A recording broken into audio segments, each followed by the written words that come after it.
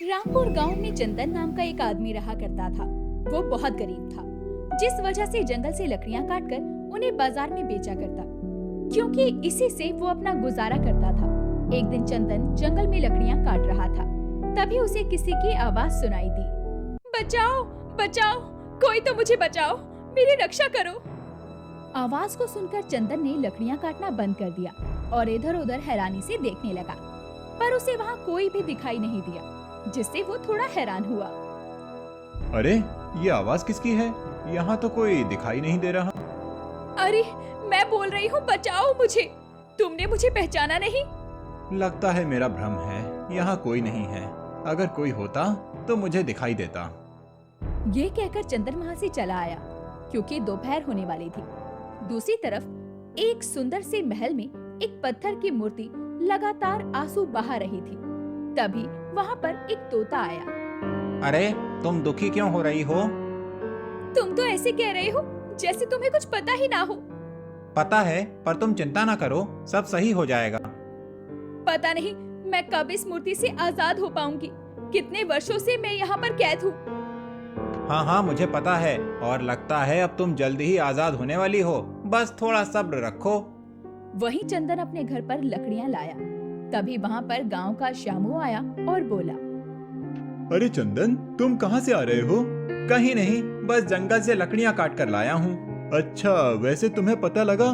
तुम्हारे नगर के जो राजा हैं, उन्होंने एक ऐलान किया है। क्या ऐलान किया है? मुझे पता नहीं लगा, क्योंकि मैं तो जंगल में था।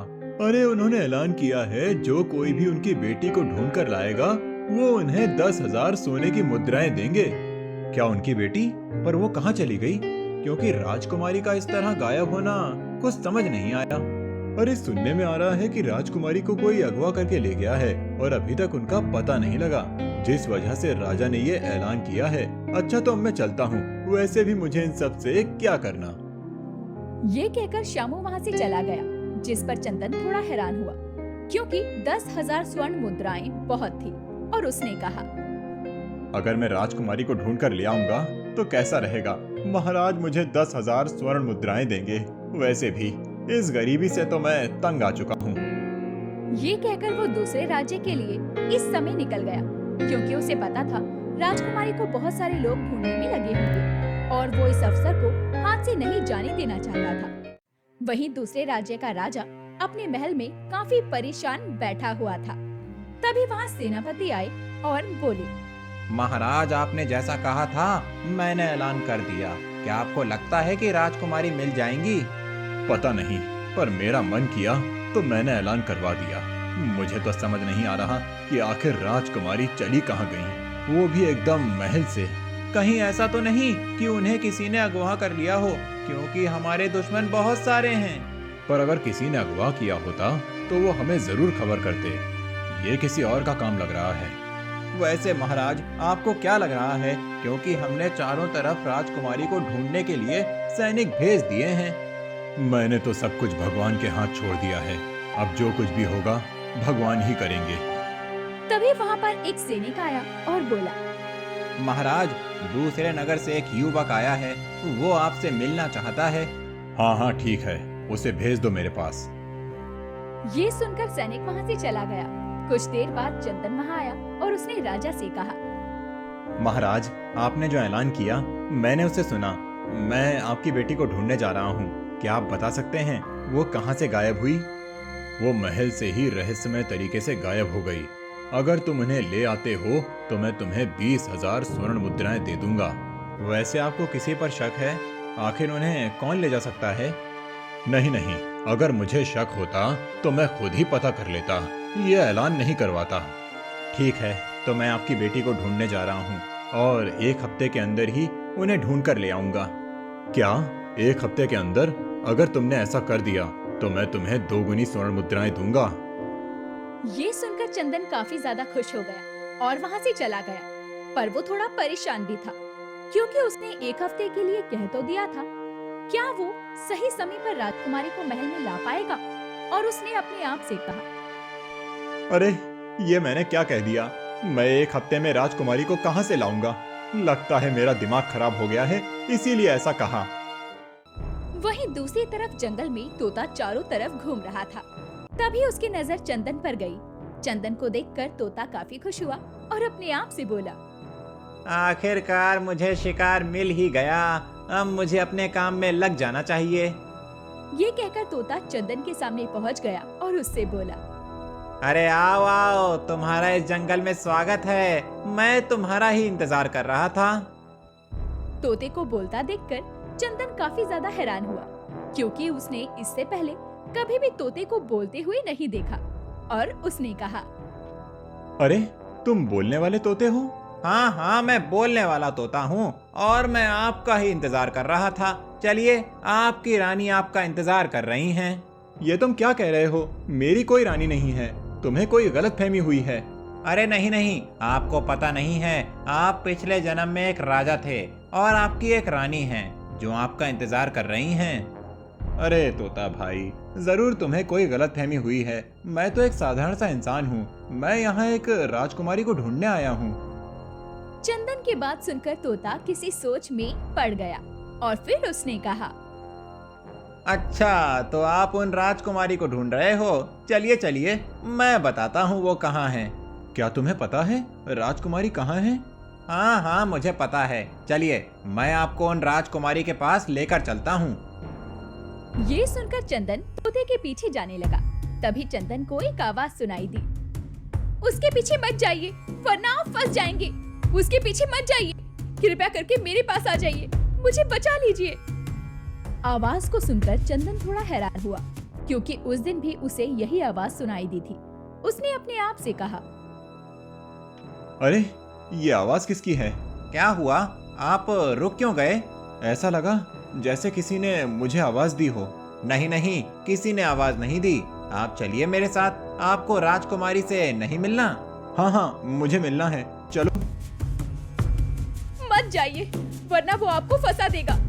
आप वहाँ मत जाइए, मुझे बचा लीजिए। चंदन काफी ज्यादा हैरान था।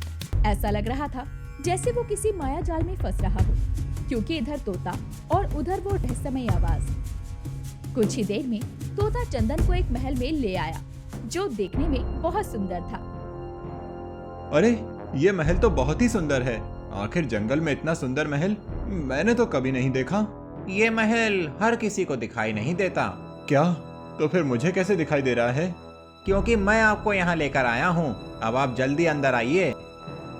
इसके बाद वो दोनों महल के अंदर गए, जहाँ उसे एक मूर्ति दिखाई दी। मूर्ति को देखकर चंदन ने कहा, ये मूर्ति किसकी है? अरे यही तो आपकी रानी है, ये आपका इंतजार कर रही हैं। मूर्ति को बोलता देखकर चंदन काफी ज्यादा हैरान हुआ। साथ ही उसे थोड़ा थोड़ा डर भी लगने लगा और उसने कहा, ये मूर्ति कैसे बोल सकती है? आखिर ये सब क्या हो रहा है? आप घबराइए मत, ये आपकी रानी है। आपका पुनर्जन्म हुआ है। क्या? मेरा पुनर्जन्म? पर ऐसा कैसे हो सकता है? मुझे तो कुछ समझ ही नहीं आ रहा। आपको सब समझ में आ जाएगा। आप बस मुझे इस मूर्ति से आजाद कर दीजिए।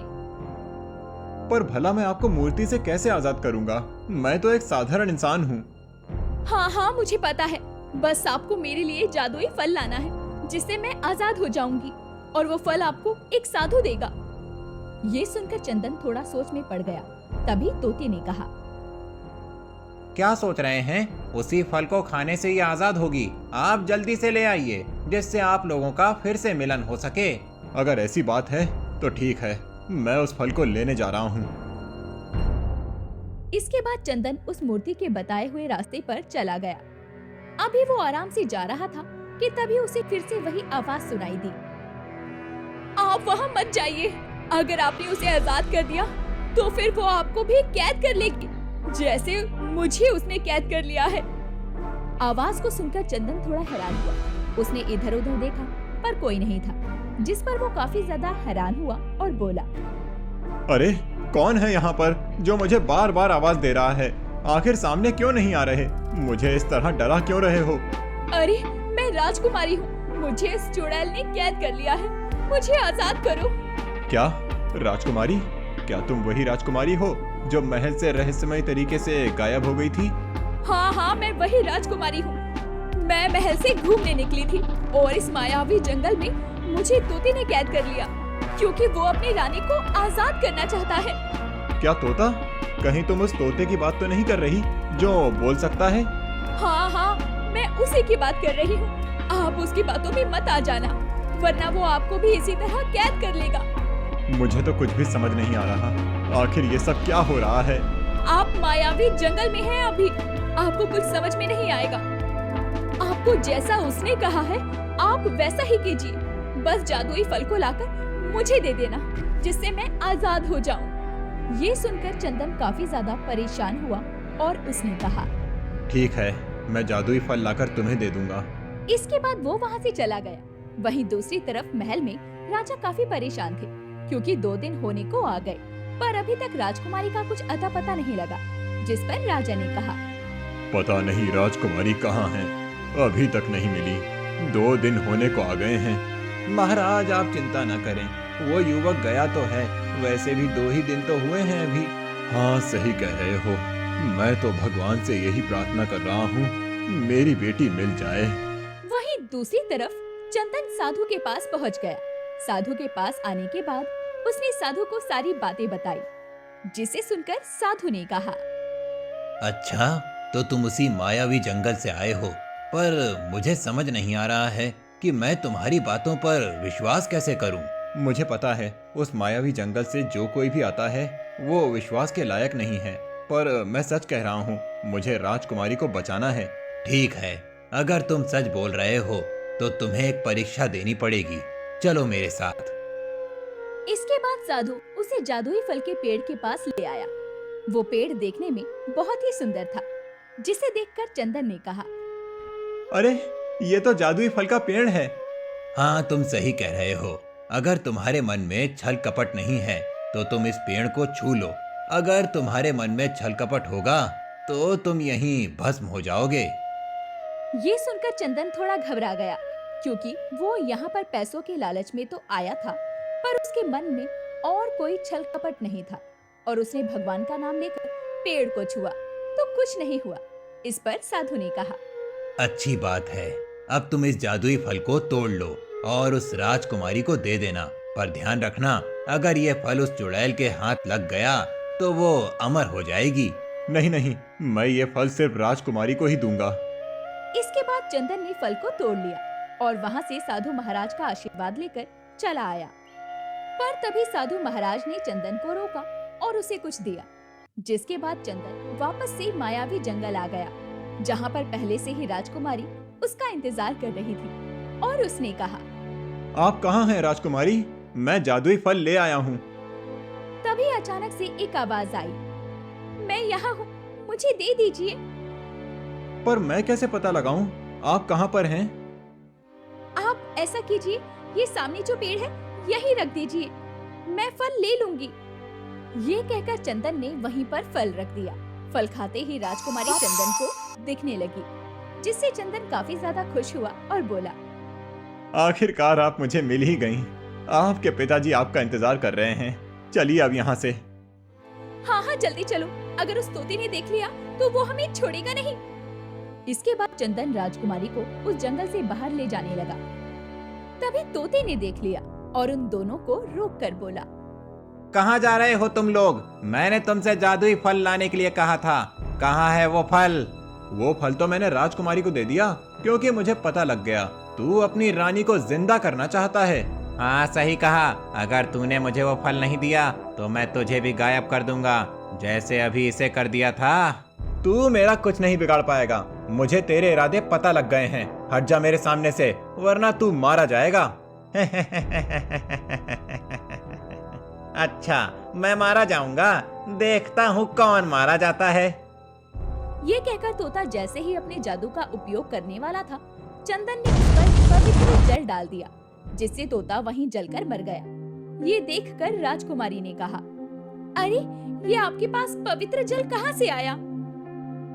ये मुझे उन्हीं साधु ने दिया था, क्योंकि उन्होंने मुझे बताया था कि ये तोता मुझ पर हमला करेगा। अब हमें यहाँ से जल्दी चलना चाहिए, क्योंकि कुछ ही देर में ये मायावी जंगल खत्म हो जाएगा। इसके बाद वो लोग जल्दी से जंगल से बाहर आ गए और वो मायावी जंगल गायब हो गया। अब चंदन और राजकुमारी काफी ज्यादा खुश थे। और राजकुमारी अपने महल वापस आ गई। राजा ने जब राजकुमारी को देखा तो काफी ज्यादा खुश हो गए और बोले, आप आ गई? मुझे तो यकीन ही नहीं हो रहा है। आप कहाँ चली गई थी? पिताजी, मैं जंगल घूमने गई थी। वहाँ पर मुझे एक मायावी तोते ने पकड़ लिया था। क्या? मायावी तोता? पर यहाँ कहाँ मायावी तोता है? इसके बाद राजकुमारी ने राजा को सारी बातें बताई, जिसे सुनकर राजा काफी ज्यादा हैरान हुआ। सेनापति भी काफी ज्यादा हैरान हो गए और उन्होंने कहा, अच्छा, इसीलिए आप हमें मिल नहीं रही थी। एक बार जब मैं आपको उसी जंगल में ढूंढने गया था तो मुझे भी आवाज सुनाई दी, पर मैंने सोचा ये शायद मेरा भ्रम होगा। हाँ, आप बिल्कुल सही कह रहे हैं। मेरे साथ भी पहले ऐसा ही हो चुका था। मैंने भी पहले भ्रम समझा था, पर जब अब की बार मैं जंगल में गया तो मुझे राजकुमारी मिल गई। ये सुनकर राजा काफी ज्यादा खुश हो गया, क्योंकि वो अपनी बेटी के लिए काफी ज्यादा परेशान था। वहीं चंदन ने 1 हफ्ते का समय दिया था और वो उससे पहले ही राजकुमारी को ले आया था। इस पर राजा ने कहा, तुम्हारा बहुत बहुत धन्यवाद जो तुम मेरी बेटी को बचाकर ले आए। मैंने जैसा तुमसे कहा था, मैं तुम्हें 2 गुनी स्वर्ण मुद्राएं दूंगा, तो अब मैं तुम्हें 20,000 स्वर्ण मुद्राएं देता हूँ। ये कहकर राजा ने चंदन को 20,000 स्वर्ण मुद्राएं दी, जिससे चंदन काफी ज्यादा खुश हो गया। वहीं राजकुमारी ने चंदन से कहा, तुमने हमारी जान बचाई है, इसीलिए मैं तुम्हारी हमेशा शुक्रगुजार रहूंगी। तुम्हारा जब भी मन हो तुम महल आ सकते हो। क्यों पिताजी, मैंने सही कहा ना? हाँ हाँ, क्यों नहीं। अगर तुम्हें जरूरत पड़े तो तुम और स्वर्ण मुद्राएं ले जाना। नहीं नहीं, मेरे लिए यही काफी है। अच्छा, तो अब मैं चलता हूँ। इसके बाद चंदन वहाँ से चला गया और अपने घर जाकर काफी ज्यादा खुश हुआ, क्योंकि अब वो बहुत अमीर हो गया था।